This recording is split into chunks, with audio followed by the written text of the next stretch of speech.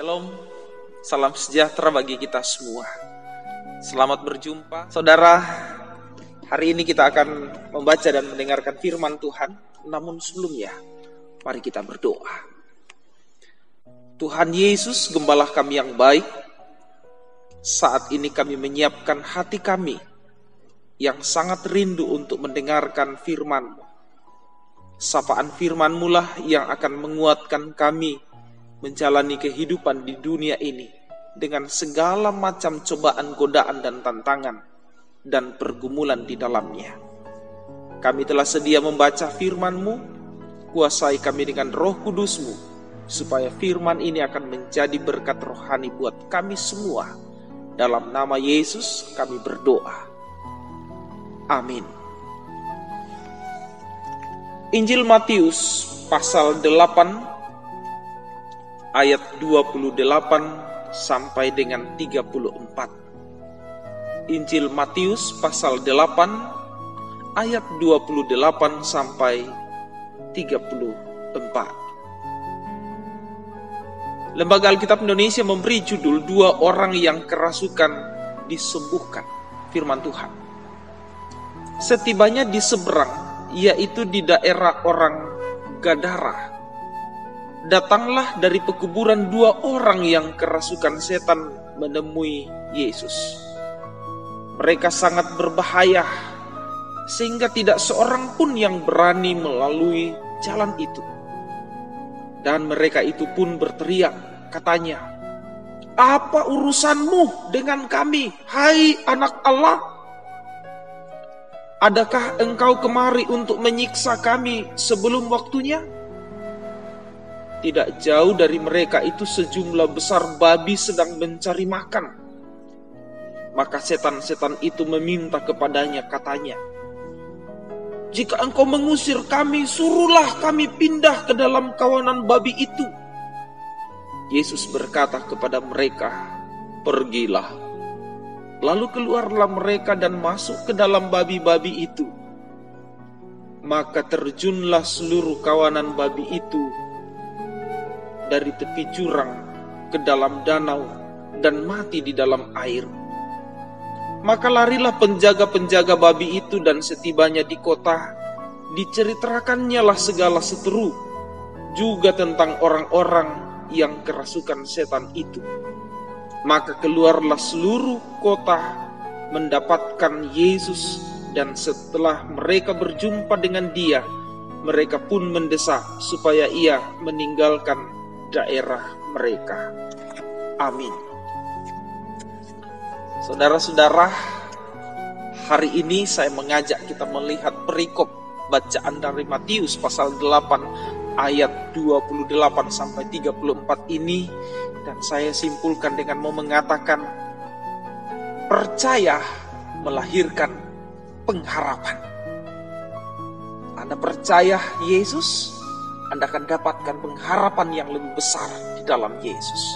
Nah, saudara-saudara, cerita bacaan kita tadi ini adalah peristiwa di mana Yesus mengusir roh jahat dalam diri seorang yang kerasukan setan.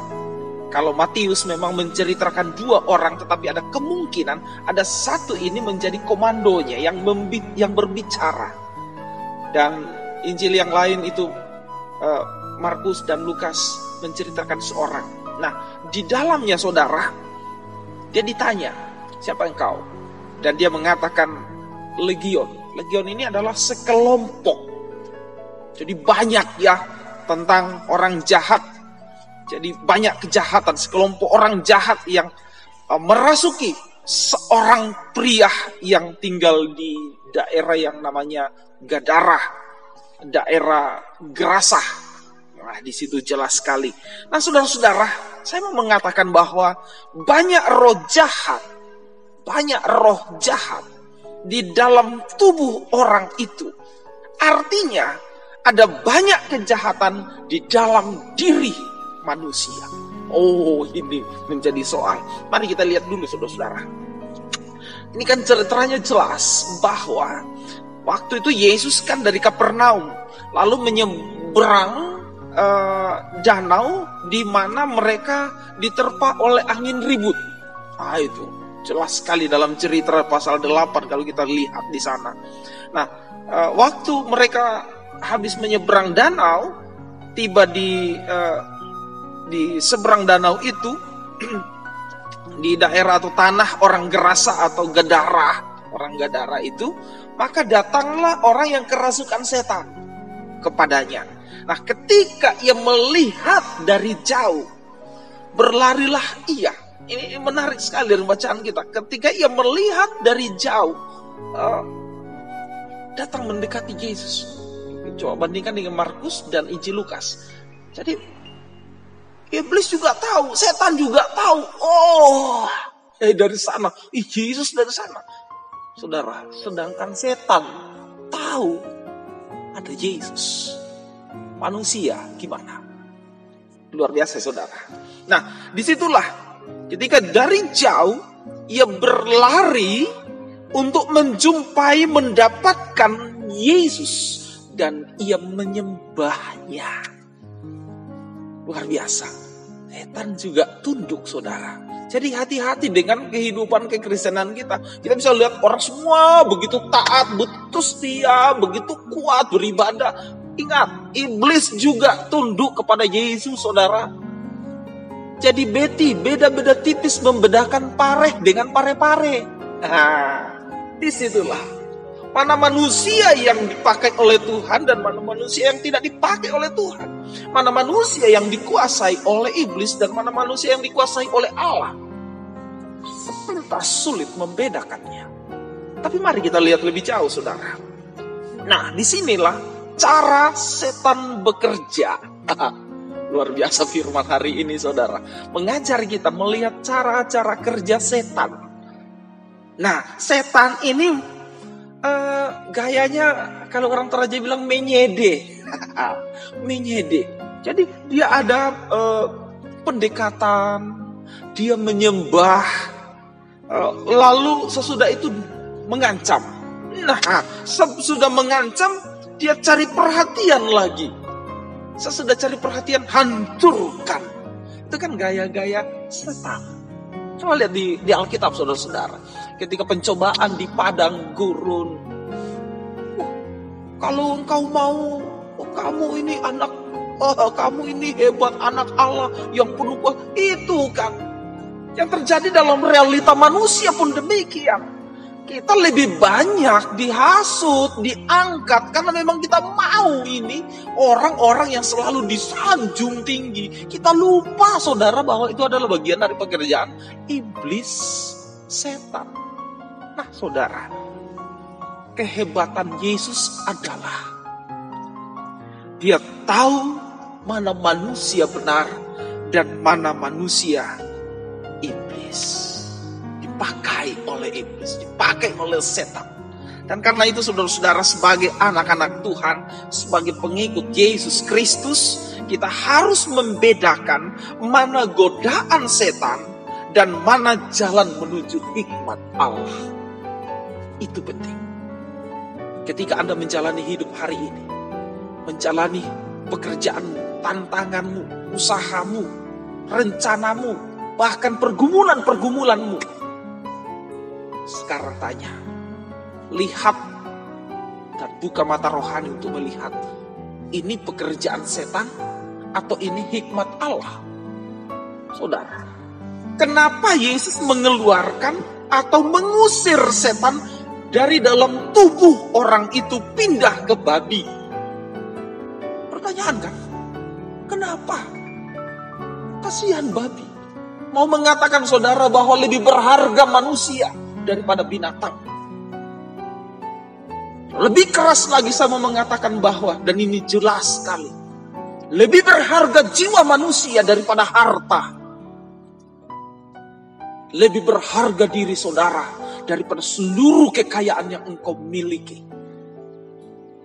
Kita lihat kenyataan kan, banyak orang-orang kaya meninggal dalam suasana COVID. Kita sedih. Kita yang hidup yang sedih. Dia meninggal, sesudah itu dikubur dengan gaya COVID. luar biasa sedih. Saya menangis melihat peristiwa-peristiwa itu. Tapi saya lalu dibangun kembali dengan penghayatan ini. Artinya Tuhan itu lebih sayang tubuh manusia, jiwa manusia, hidup manusia, manusianya dibanding dengan hartamu. Tapi persoalannya adalah ketika kita mati, kan kita tinggalkan harta. Tidak menjadi beban, tidak menjadi persoalan lagi ketika kita mati. Tapi yang menjadi beban adalah orang-orang yang hidup melihat harta itu. Mari kita berpikir lebih jernih, saudara.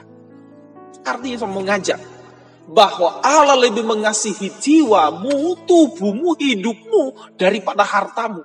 Tetapi mengapa justru manusia lebih menghargai hartanya? Lebih berharga harta-harta itu daripada persaudaraan. Lebih berharga harta itu daripada kekeluargaan dan kekerabatan. Ingat, saudara lebih disayang oleh Tuhan daripada harta saudara. Tapi manusia lebih sayang hartanya daripada sayang sama Tuhan, kan? Itu fakta. Dan banyak orang mengalaminya. Nanti jatuh, nanti bergumul, nanti sakit, baru mulai cari, oh Tuhan, di mana Engkau? Mari Tuhan. Kejadian dan kenyataan itu. Nah saudara, saya mau ceritakan satu kejadian. Konon kabarnya ada satu bapak. Bapak ini lalu lagi bawa motor baru. Bonceng istrinya yang tercantik. Dibawalah. Pas masuk tikungan, ulah. Tanpa keseimbangan yang bagus karena motor baru. Jatuh saudara. Sang bapak cepat-cepat cari kesempatan untuk mengangkat motornya. Waduh, motor saya nggak ada yang lecet. Aduh, mana ini motor kan belum lunas. Ini masih dicicil. Istrinya nggak dipeduli. Untung ditolong oleh warga. Sudah itu baru dia sadar. Istri saya tadi saya bonceng. Mana istri saya? Istrinya duduk di situ. Aku sudah di sini ditolong masyarakat. Kenapa motormu yang kau urus? Aku tidak. Nggak, masalahnya kamu sudah lunas di hadapan Tuhan. Ini belum lunas di dunia motor kita. Lah itu dia. Contoh saudara, manusia lebih menghargai hartanya daripada dirinya sendiri, daripada pasangan hidupnya, dari orang yang dia kasihi, orang yang hidup bersama-sama dengannya, sesama manusia. Luar biasa saudara. Di sini penting sekali. Saya senang sekali mendengar berita dan baca, bahkan nonton langsung yang disampaikan oleh Menteri Agama. Oh, luar biasa. Dia buka kitab Matius tentang kasih. Hiduplah dalam kasih Kristus. Karena itu saudara, Anda harus percaya untuk melahirkan sebuah pengharapan yang besar. Ingat, setan bisa saja mempengaruhi saudara untuk lalu saudara sendiri lari dan jauh dari Tuhan. Setan bisa mempengaruhi saudara untuk tidak dekat dengan Tuhan. Dan setan bisa membuat hidup saudara hancur. Dan akhirnya terjadi penyesalan. Tapi nanti di kemudian, sebelum terlambat, setan tan yang begitu banyak. Saudara, hati-hatilah terhadapnya. Karena itu kuatkan imanmu, jaga imun, dan jangan lupa senantiasa gunakan masker. Bersihkan tangan setiap saat.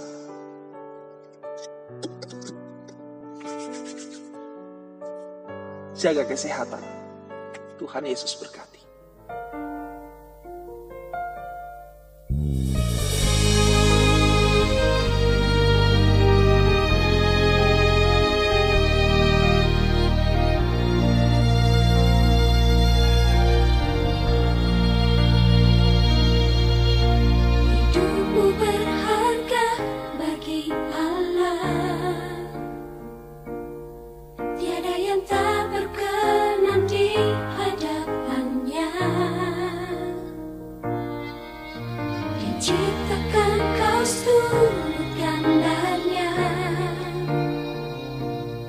Sungguh terlalu indah kau bagi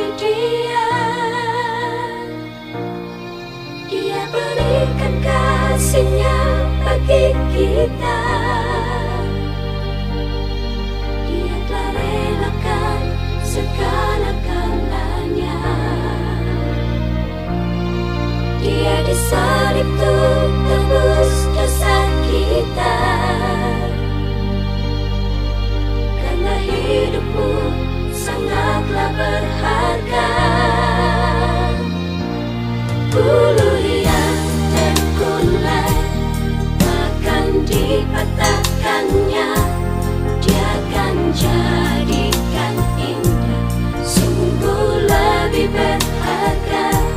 Sumur yang telah pudar akan dipadamkannya. Dia akan jadikan terang untuk kemuliaan-Nya.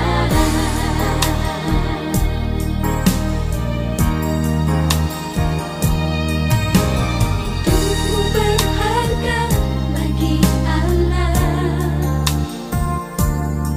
Tiada yang tak berkenan di hadapan-Nya. Ciptakan kostum gambarnya. Sungguh terlalu indah kau bagi Dia. Dia berikan kasih-Nya bagi kita. Dia telah relakan segala-galanya. Dia disalib untuk tebus dosa kita. Karena hidupmu sangatlah berharga. Bulu yang terkulai akan dipatahkannya. Dia akan jadikan indah, sungguh lebih berharga. Sumur yang telah pudar akan dipadamkannya. Dia akan jadikan terang untuk kemuliaan-Nya. Dia akan jadikan terang untuk kemuliaan-Nya. Amin. Mari kita berdoa. Tuhan Yesus, Gembala kami yang baik, hari ini kami bersyukur karena kami boleh bersama-sama membaca firman. Kuasai kami dengan Roh Kudus-Mu, sehingga firman yang sudah kami dengar dan renungkan akan menjadi berkat rohani buat kami semua. Saudara-saudara kami yang bergumul Tuhan, Engkau hiburkan dan kuatkan mereka. Biarlah setan-setan dunia yang selalu mengintai kami selalu dikuatkan dan dijaga oleh Tuhan, karena Engkaulah pelindung kami Tuhan. Jangan lepaskan seluruh umat-Mu dan pelihara dan lindungi kami semua. Dalam nama Yesus kami datang berdoa. Amin.